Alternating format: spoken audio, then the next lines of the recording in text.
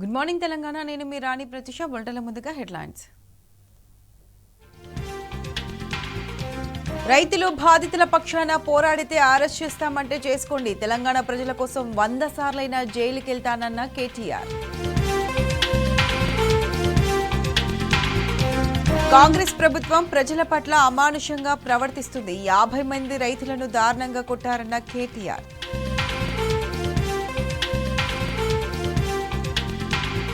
దళితులు గిరిజనుల భూములు గుంజుకోవడమే ప్రజాపాలన. రాష్ట్రంలో ఇందిరమ్మ ఎమర్జెన్సీ పాలన కనిపిస్తుందన్న హరీష్ రావు. రైతుల తిరుగుబాటు ఘటనలో నాపై తప్పుడు ఆరోపణలు. పోలీసులకు ఎలాంటి వాగ్మూలం ఇవ్వలేదన్న పట్నం నరేందర్ రెడ్డి.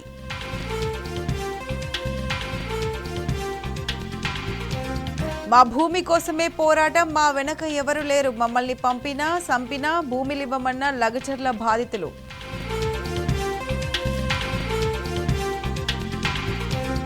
తప్పుల తడకగా ప్రభుత్వం చేపట్టిన ఇంటింటి సర్వే, అరకొరగానే సమాచారం సేకరిస్తున్నారన్న విమర్శలు.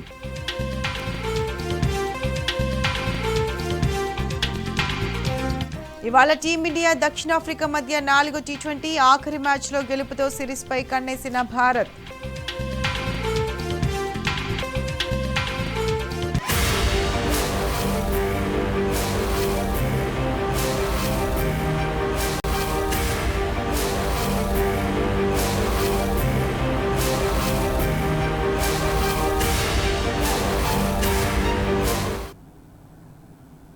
లగచర్లలో భూముల సేకరణ అంశంలో ప్రభుత్వం తీవ్రంగా భంగపడిందని కేటీఆర్ విమర్శించారు.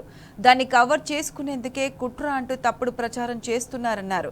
ఈ ప్రభుత్వం రైతుల పట్ల అమానుషంగా వ్యవహరిస్తోందని ఫైర్ అయ్యారు.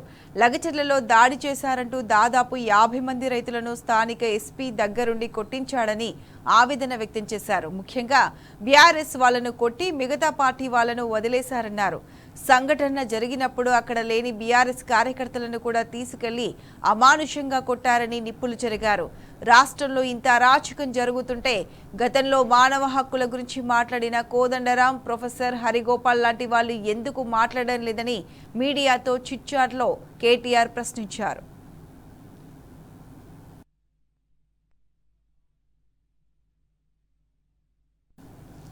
లగచర్లలో తాము కుట్ర చేసినట్లయితే మీడియా వాళ్ళు వెళ్లి ఫ్యాక్ట్ చెక్ చేసుకోవచ్చని కేటీఆర్ కోరారు. భూమి లేని వాళ్లే గొడవ చేశారంటూ పోలీసులు తప్పుడు సమాచారం ఇస్తున్నారని ఫైర్ అయ్యారు. పోలీసులు ఐపీఎస్ అధికారులకు ఇంత స్వామి భక్తి వద్దని సూచించారు. మళ్లీ 4 ఏళ్ల తర్వాత అధికారంలోకి వచ్చేది బీఆర్ఎస్ఏనని స్పష్టం చేశారు. తప్పు చేసిన అధికారుల విషయంలో ఇప్పుడు ఆంధ్రప్రదేశ్లో ఏం జరుగుతుందో అదే జరుగుతోందని హెచ్చరించారు.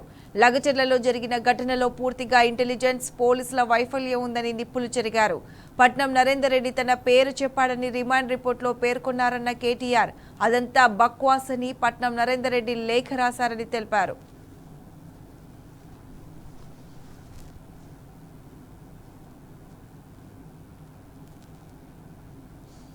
లగచర్ల బాధితులకు పార్టీ తరపున అండగా ఉంటామన్నారు BRS working president KTR.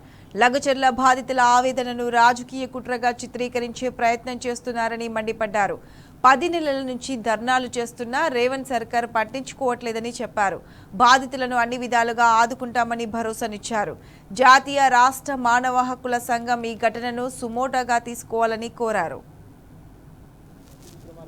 CM Revanth Reddy గారిని అడ్డగోలుగా మాట్లాడుతున్న మంత్రులను ఒకటే అడుగుతున్నాను. వీళ్ళలో ఏ ఒక్కరన్నా మేము తయారు చేస్తే, మేము రెచ్చగొడితే, మేము పైసలు ఇచ్చి కొట్లాడమంటే కొట్లాడటం లెక్క కళ్ళబడుతురా? దయచేసి ఒక్కసారి కళ్ళు సరిగ్గా పెట్టి చూడాలని కోరుతున్నాం. వాళ్ళ ఆవేదన మీరు విన్నారు. జ్యోతి అనే అమ్మాయి చెప్పిన మాటలు మీరు విన్నారు. సోనాబాయి చెప్పిన మాట విన్నారు. నా ప్రార్థన మీడియాతోని, గౌరవ ప్రభుత్వంలో ఉండే పెద్దలతోని ఇంత స్పష్టంగా, ఇంత డైరెక్ట్గా ఇవాళ చెప్తున్నారు.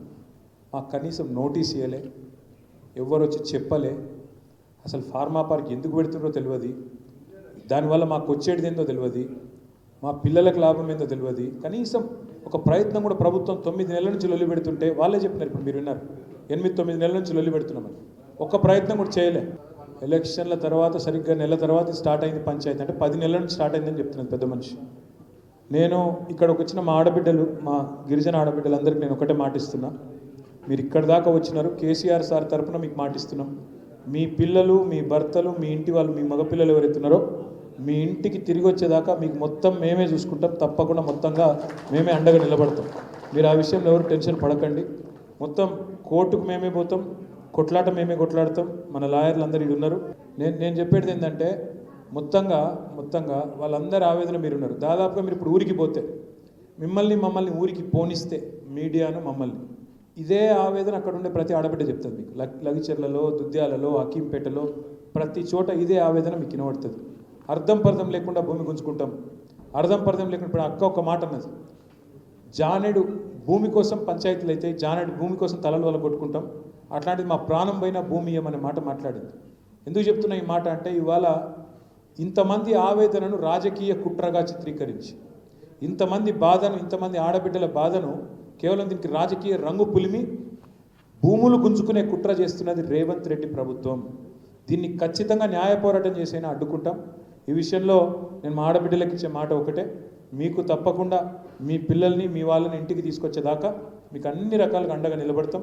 పూర్తి స్థాయిలో మీకు మేము న్యాయం చేసే ప్రయత్నం ప్రభుత్వంతో కొట్లాడి చేస్తాం. జాతీయ మానవ హక్కుల కమిషన్, రాష్ట్ర మానవ హక్కుల కమిషన్ ఇప్పుడు కోరుతున్నా, దయచేసి సుమోటోగా ఈ ఆడబిడ్డలు చెప్పిన వాళ్ళ మాటను మీరు కంప్లైంట్గా తీసుకోండి, వెంటనే విచారణ చేయండి. నేను గౌరవ మహబూబ్నగర్ ఎంపీ గారిని కూడా కోరుతున్నా, డికే అరుణ గారు, మీరు కూడా జాతీయ మానవ హక్కుల కమిషన్కు మాతో పాటు రండి. మీ పార్లమెంటు నియోజకవర్గంలో జరుగుతున్న ఈ దుర్మార్గాన్ని కేంద్ర స్థాయిలో కూడా తప్పకుండా చెప్పండి అని చెప్పి కూడా వారిని కూడా కోరుతున్నాం. అదేవిధంగా ప్రజా సంఘాలు, పౌర హక్కుల సంఘాలు, గిరిజన సంఘాలు, మహిళా సంఘాలు వారిని కూడా కోరుతా ఉన్నాం. దయచేసి ఈ దురాఘాతాల మీద రేవంత్ రెడ్డి చేస్తున్న ఈ కిరాతకపు చర్యల మీద స్పందించండి. ఇది రాజకీయ రంగు పులిమి ఇంతమంది గొంతు కోసే ప్రయత్నం ప్రభుత్వం చేస్తున్నది, వాళ్ళ భూములు లాక్కునే ప్రయత్నం చేస్తున్నది. అందరం కలిసి మరి ఈ దుర్మార్గపు ప్రభుత్వాన్ని ఎదుర్కోవాల్సిన బాధ్యత మన మీద ఉంది. ఇప్పుడు ఈ ఆడబిడ్డలతో ప్రత్యేకంగా లోపల మా లీగల్ టీంతో కూర్చోబెడతాం. వాళ్ళకి ఏ రకమైన వివరాలన్నీ తీసుకుని వాళ్ళకి ఏం చేయాలో అన్నీ చేస్తాం.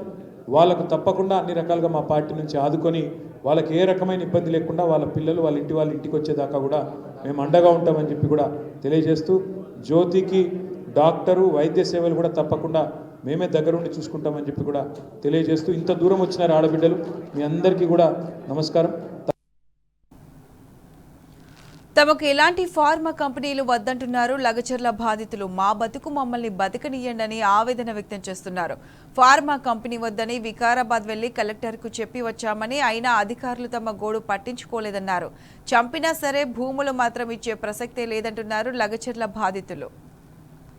మీరు డబ్బులతో కొనుక్కొని ధాన్యమే కదా తినేది, మాకు ఎవ్వరేం చెప్తలేరు. మా భూములు పోతున్నాయని మేమైతే పోరాటం చేస్తున్నాం. మా భూములు పోరాదు, మేము మా భూముల కాడికే ఉండాలి. మేము మా భూముల్లోనే పంటలు పండించుకొని మా బతుకు తీరు మేము ఏదో బతుకుతున్నాం. మా అంటే మస్తు ఎక్కువ అంటే 1200 ఎకరాలు భూములు పోతున్నాయి. నాకు మా భూమి ఏమో 15 ఎకరాలు, మా ఆయన పేరు పైననే 15 ఎకరాలు, మా ఆయన పేరు మా బావ పేరు పైన 15 ఎకరాలు. మాకెవ్వరు వచ్చి మాట్లాడలేదు సార్, డైరెక్ట్గా వచ్చిండ్రు ఊరికి. మా గిరిజన వాళ్ళు ఏం చదువుకున్నారా? మనలాగా చదువుకోలేరు కదా. గిరిజన వాళ్ళు ఎవ్వరు చదువుకోలేరు, వాళ్ళకి తెలియదు కలెక్టర్ వస్తుండని చెప్పలేరు. కలెక్టర్ వస్తుందనే విషయం కూడా ఎవరికి ఊర్లో వచ్చి ఎవరికి చెప్పలేడు. అయితే డైరెక్ట్ కలెక్టర్ వచ్చినప్పుడు గో బ్యాక్ కలెక్టర్ అని వేడుకున్నాము, అయినా కలెక్టర్ పోలేడు. అందుకని కలెక్టర్ పైన దాడి ఇంత చేతి కూడా లేపలేరు ఎవరు. ఎవరికి చేయలేం సార్ దాడి మేము. అలాంటి ప్లాన్ ఏం వేసుకోలేం. మాకు కలెక్టర్ వస్తుందనే విషయం కూడా తెలియదు. కలెక్టర్ వచ్చే విషయం మాకు తెలియదు. కలెక్టర్ వస్తుందని ఎవరు చెప్పలేరు మాకు. అది దాడి అయితే మేము దాడి చేయాలని ఎవరు దాడి చేయలేరు. ఎవరో ఏమో భూముల కోసం అయితే డ్రోన్లు తిరిగినాయి, సర్వేలు చేస్తుండ్రు, అన్ని చేస్తుండ్రు. మీ ఇల్లు పోతాయి, మీ భూములు పోతాయని మాకు బెదిరిస్తుండ్రు. ఎవరు పడితే వాళ్ళు వచ్చి మీకు ఫార్మా వస్తుంది, కన్ఫర్మ్ గా ఫార్మా వస్తుంది. మీరు మీరు చచ్చిపోతే కూడా ఫార్మా పక్కా వస్తుందని చెప్తుండ్రు. అందుకనే మేము వాళ్ళ పేర్లు నాకు తెలియదు సార్, కానీ ఎవరన్నా వస్తారు భూముల కోసం అని ఇట్లా తిరుగుతారు. అంటే మా గుట్టల పూర్తిగా అక్కడ తిరుగుతారు. ఎందుకు తిరుగుతున్నారు అంటే సర్వే చేస్తున్నారు అని చెప్తారు. సరే, ఇప్పుడు ఎవరన్నా వచ్చినప్పుడు సర్వే చేస్తున్నామంటే ప్రజలందరూ దాడి చేస్తారు కదా. సర్వే చేస్తే మా భూముల పైన సర్వే ఎందుకు చేస్తారు మీరు? మాకు తెలియదు. అధికారం కలెక్టర్ అన్న వస్తుండని మాకు తెలియదు. మాట్లాడతాడని కూడా మాకు ఎవరు చెప్పలేరు. ఊర్లో కలెక్టర్ వస్తుండు అని చెప్పలేరు. చెప్పి ఉంటే మేము మాట్లాడుతుంటాం, కలెక్టర్తో మాట్లాడుతుంటాం. కలెక్టర్ మేము మాట్లాడుతాం, ఏమంటాం, మాకైతే మాకు భూములు ఉన్నాయి, మా భూములు పోతున్నాయి, మాకు ఫార్మా వద్దు, ఏమొద్దు, మా బతుకు తీరు మేము ఏదో బతుకుతున్నాము, కానీ ఫార్మా వేస్తామని అటు ఇటు చెప్పడం వల్లనే మేము ధర్నాలు చేస్తున్నాం. 1 year నుంచి చేస్తున్నాం ధర్నాలు. ఈ ధర్నాలు చేయడం ఇన్ని రోజులు, ఒక నెల 2 రోజులు మేము దాడి చేయలేము కలెక్టర్ పైన. మీరు వచ్చి కొట్టినా మాకు చంపినా కూడా మేము మా భూములు ఇవ్వము. 70-80 మందిని అరెస్ట్ చేసిండ్రు. ఉన్నాయి, అందరికి ఉన్నాయి. 2 ఎకరాలు 3 ఎకరాలు అందరికి ఉన్నాయి. లగచెర్ల గ్రామంలో ఉన్న వాళ్ళందరికీ 40 మందికి శేఖర్ అన్న వచ్చి విడిపించుకున్నాడు. మళ్ళా 16 మందికి ఏమో వేరే కోర్టు జైల్లో వేస్తే అందుట్లో 7 నెంబర్కి విడిపించుకున్నారు. మరి రోటి బంద్ తండ వాళ్ళు, పులిచెర్లకుంట వాళ్ళు తండ, ఈ 2 తండ వాళ్ళే ఏం తప్పు చేసిండో అని వాళ్ళకి విడుస్తలేరు. ఎవరు చెప్పలేరు, దాడి చేయండి అని ఎవ్వరు చెప్పలేరు. మా భూములు పోతున్నాయి, అందుకనే మేము దాడులు చేస్తున్నాం. మా లగచెర్ల భూమి, అరబితాండ భూమి పోతున్నది. మా ఊర్లో దుద్దల భూమి పోతున్నదా? పోతున్నలేదు. మా లగచెర్ల మీటింగ్ చేయాలి అంటే నన్నాము అంటే పోలేము. దుద్దల కాడ మీటింగ్ చేసినారు. హలో, వేసినారు సార్. వేస్తే ఇక మేము పోయలేము. పూరా జనం లగచెర్లలో ఉండాం, హనుమాన్ గుడి కాడ ఉండాము. ఉంటే ఆడ కూర్చున్నాం. మేము కూర్చొని మేము ఏమిందేనా ఇక్కడ వంటలు చేస్తాము. పొద్దుగల వెళ్ళినాము, వంటలు చేస్తాము. అది మండం వేసినాము. మా తండ భూమి పోతున్నది, మా ఊరి దుర్లెక్కడ ఏమవుతున్నది. మా ఊర్లో వేయాలి మీటింగు అంటే మా భూమి పోతున్నది, ఆడ ఏమవుతున్నది. మా తండలో వేయాలి, లేకుంటే మా లగచెర్లలో వేయాలి మీటింగు. కలెక్టర్ వస్తే మేము అన్నాము, పిల్లలు కోపంలా ఆ కలెక్టర్ మేము అది వికారాబాద్ పోయినాము, మాట్లాడినాము, అన్నీ చేసినాము. ఏడ ఉండదు, కోడగడికి పోయినాము, వికారాబాద్ పోయినాము, పాలమూరికి పోయినాం, అన్నీ అడుగుతున్నాం. ఎంత పెద్ద మనుషులు పెద్దలు అంటే మేము పోయినాం. మాకు లబడోళ్ళకి ఏం తెలుస్తుంది? అడవిలో ఉండేటోళ్ళం అంటే ఇంతలా సేవలో పెట్టుకున్నాను కదా మా ముచ్చట. ఇది అయింది చూ. ఆటలకు పిల్లలు ఉరకటాలేక కొట్టేలేరు, తుట్టేలేరు, ఇట్లా దొబ్బినారు. కార్లో పడి వచ్చే ఎవరు కొట్టినారు? నేను ఆడే ఉండా. 2 సార్లు వచ్చినప్పుడు చెప్పినాము, మేము ఇయ్యము, మేము చచ్చిన కాడి ఇయ్యమని చెప్పినాము. చెప్పినాక ఈనాడని పిల్లలని ఏం చేసిండ్రు, ఎందుకు ఇయ్యావు అని ఏం చేసిండ్రు. పిల్లలు అంతా ఊరికిలాడిండ్రు. ఆడవాళ్ళు ఎవరెవరు కొట్టిండ్రో సారు. మేము కూడా పని చేసి బతకటోళ్ళమే. మేము లేని సారు, మేము పనికి వెళ్ళినాం. మా ఆయన కూడా పనికి వెళ్ళినాం. నేను కూడా పనికి వెళ్ళినాం సార్. మేము లేనేలేము. లేనే లేదు సార్. రాత్రి వచ్చి పండుకున్నాం. తర్వాత అది లైట్ తీసి మాకు ఇట్లా అందరూ దర్వాజా ఇరగొట్టి వచ్చిండ్రు సార్ మా ఇంట్లో. ఇగో మా కొట్టుతే ఇగో ఇట్లా దెబ్బ తాకింది సార్. ఇగో ఇట్లా మేము పట్టుకుంటే ఇట్లా గుంజుకొని వచ్చిండ్రు సార్ మా ఆయనకు. మా చిన్న పిల్లగానికి కూడా పట్టుకొచ్చిండ్రు సార్ నిన్న మొన్న.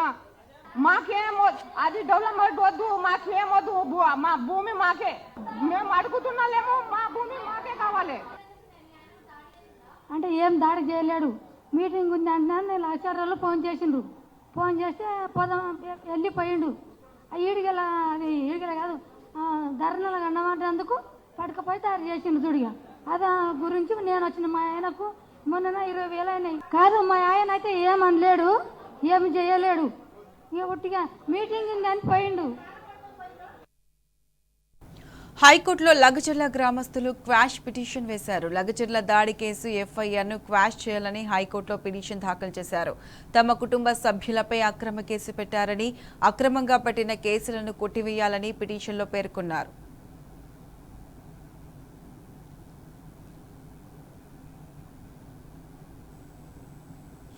కొడంగల్ పోలీసులు తన పేరుతో తెచ్చిన కన్సెషన్ రిపోర్ట్ తప్పని మాజీ ఎమ్మెల్యే పట్నం నరేందర్ రెడ్డి స్పష్టం చేశారు. ఈ మేరకు చర్లపల్లి జైలర్ సమక్షంలో తన తరపు అడ్వకేట్లకు అఫిడవిట్ ఇచ్చారు. తనను ఎవరూ విచారించలేదని తేల్చి చెప్పారు. అలాంటప్పుడు కేటీఆర్ పేరు ఎలా చెప్తానని అన్నారు. కోర్టుకు వచ్చాక తన అడ్వకేట్ అడిగితే రిమాండ్ రిపోర్ట్ ఇచ్చారని అఫిడవిట్లో తెలిపారు. అప్పటి వరకు తనకు అందులో ఏముందో కూడా తెలియదన్నారు. అరెస్టు ముందు తనకి ఇలాంటి నోటీసులు ఇవ్వలేదన్న నరేందర్ రెడ్డి తనను అక్రమ కేసులో ఇరికించారన్నారు. స్టేట్మెంట్ పేరుతో జరుగుతున్న దుష్ప్రచారం అంతా కాంగ్రెస్ పార్టీ కుట్రేనన్నారు. తన స్టేట్మెంట్ ఆధారంగానే విచారణ జరపాలని అఫిడవిట్లో నరేందర్ రెడ్డి స్పష్టం చేశారు.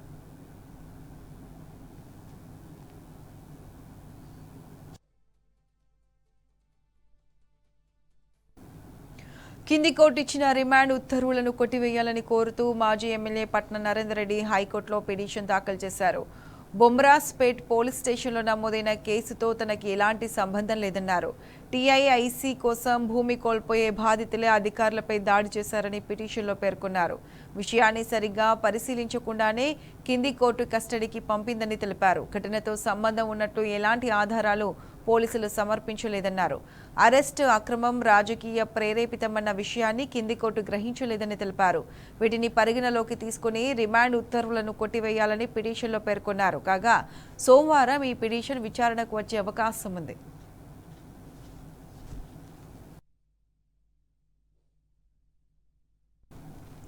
తెలంగాణలో ఇందిరమ్మ ఎమర్జెన్సీ నడుస్తోందన్నారు హరీష్ రావు. భూములు గుంజుకోవడమే ఇందిరమ్మ పాలన అని ప్రశ్నించారు. రైతుల భూములను రైతులకు ఇచ్చేయాలని డిమాండ్ చేశారు ఆయన. ఇదేనా ఏం చెప్పింది ఇందిరమ్మ? ఇందిరమ్మ దళితులకు, గిరిజనులకు భూములు పంచితే ఇందిరమ్మ ముసుగులో రేవంత్ రెడ్డి ఈ రోజు దళితుల, గిరిజనుల భూములు లాక్కోవాలని చూస్తా ఉన్నాడు. ఆనాటి ఇందిరమ్మ ఎమర్జెన్సీ పాలన ఈ రోజు రాష్ట్రంలో తలపిస్తా ఉన్నది. నువ్వు భూములు గుంజుకోవడమే ఇందిరమ్మ పాలన, దళిత గిరిజనులను అక్రమంగా కేసులు పెట్టి జైల్లో పెట్టడమే ఇందిరమ్మ పాలన. నేను అడుగుతా ఉన్నా, నిజంగా ఫార్మాసిటీ పెట్టాలి, ఫార్మా కంపెనీలు రావాలంటే గత ప్రభుత్వం సేకరించిన 14,000 ఎకరాల్లో నువ్వు ఫార్మా కంపెనీలు పెట్టు.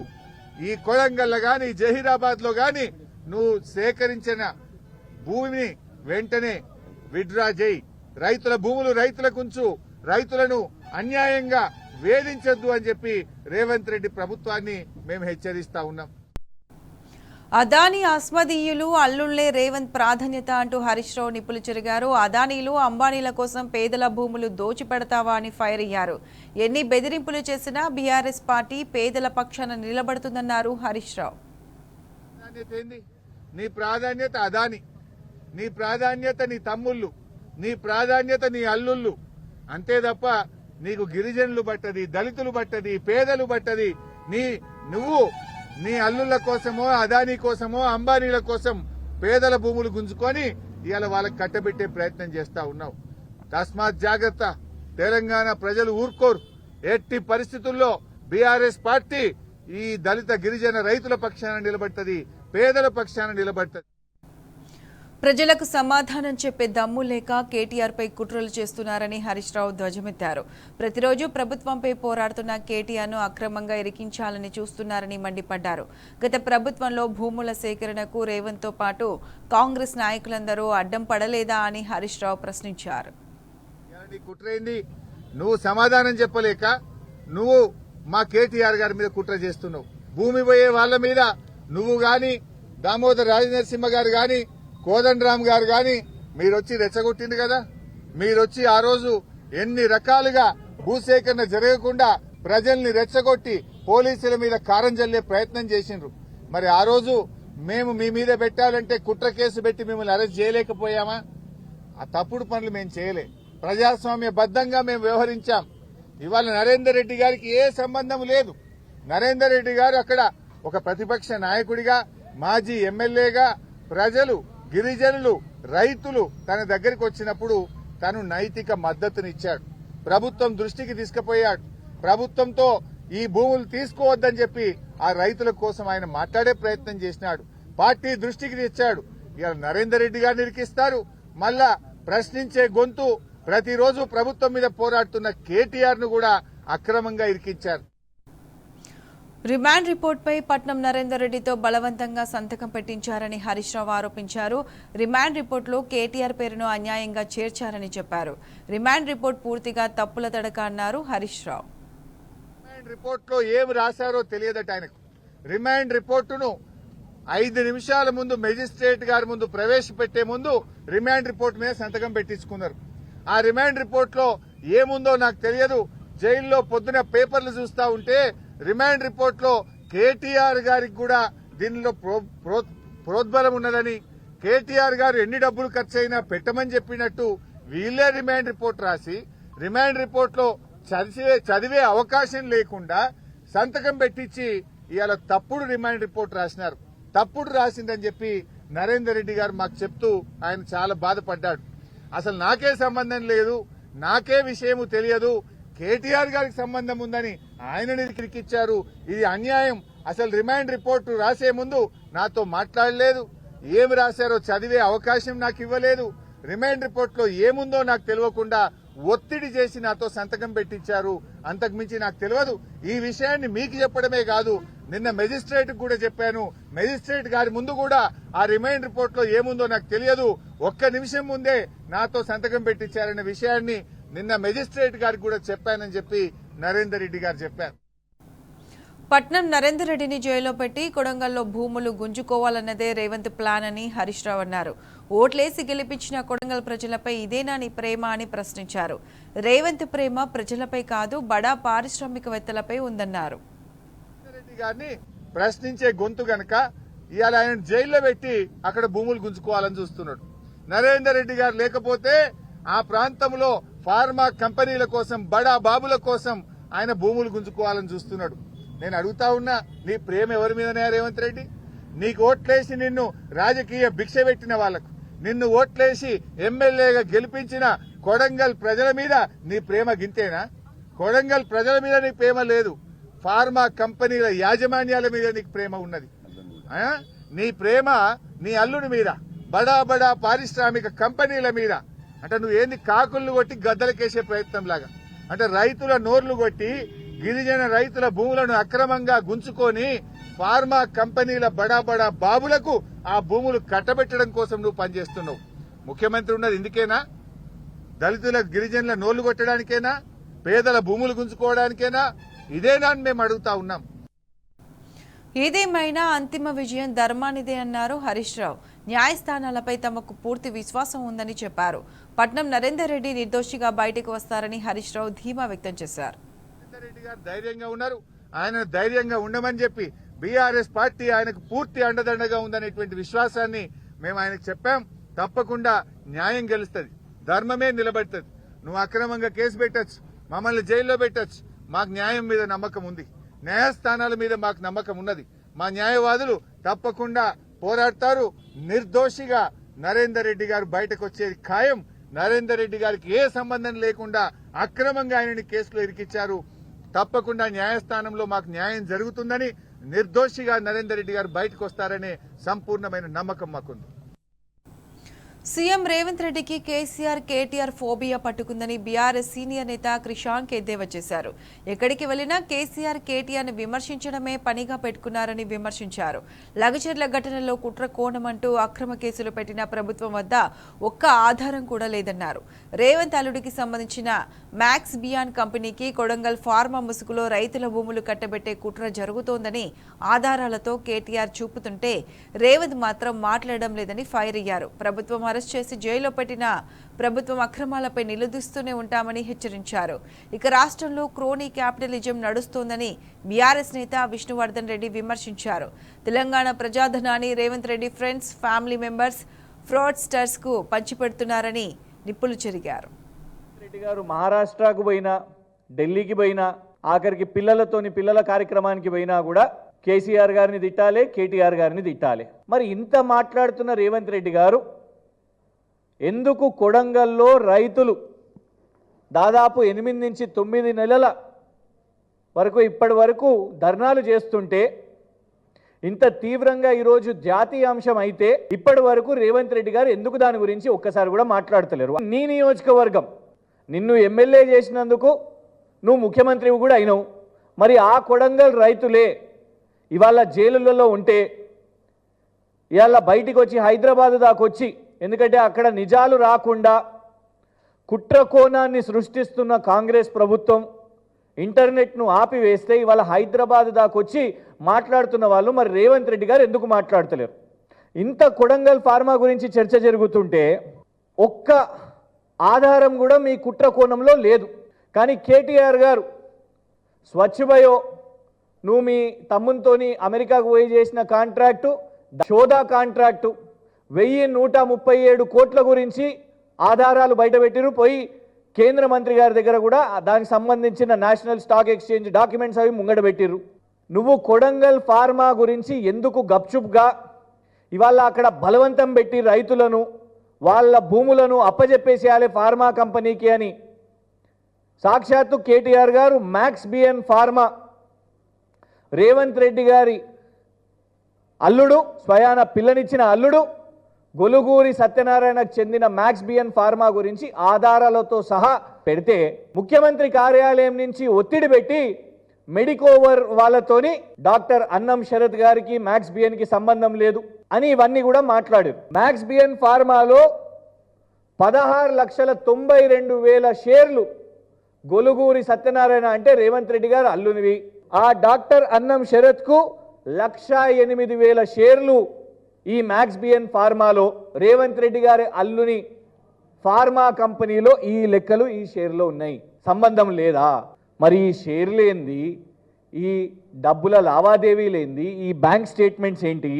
ఇవిటి మీద కేటీఆర్ గారు ఏ మాత్రం కూడా వెనుకడుగయ్యరు. నువ్వు జైల్లో వేసి కొన్ని రోజులు ఆపగలుగుతావు కావచ్చు, బయటికి వచ్చి పోరాటాన్ని ఇంకా ఉధృతం చేస్తాం. క్యాపిటలిజం అనేది చెలరైపోతుంది. రాహుల్ గాంధీ గారు ఢిల్లీలో కూర్చొని కాన్స్టిట్యూషన్ బుక్ పట్టుకొని రాజ్యాంగాన్ని రక్షించటం లెక్క పెద్ద పెద్ద డైలాగులు కొట్టుకుంటా అదానీ ఫ్రాడు, ఢిల్లీలో ఉన్నటువంటి 2 ఇంజన్లు, ఒకటి ప్రధాని అయితే ఇంకోటి అదానీ, ప్రధాని గారు దేశం సంపద అదానీ గారికి దోచిపెడుతున్నారు అని పెద్ద పెద్ద మాటలు మాట్లాడుతుంటే, ఇక్కడ రేవంత్ రెడ్డి గారు కాంగ్రెస్ ప్రభుత్వం తెలంగాణ రాష్ట్రంలో తెలంగాణ సంపద F3లకు దోచిపెడుతుంది రేవంత్ రెడ్డి ప్రభుత్వం. ఈ F3 అంటే ఏంది? Friends, family and fraudsters. ఫ్రెండ్స్లో ముఖ్యంగా మనం చూసుకుంటే మెగా కృష్ణారెడ్డి గారు. ఈరోజు ఆ ముగ్గురే ముఖ్యమంత్రి ఒకరు, ఉప ముఖ్యమంత్రి ఒకరు, నీటిపారుదల శాఖ మంత్రి ఒకరు.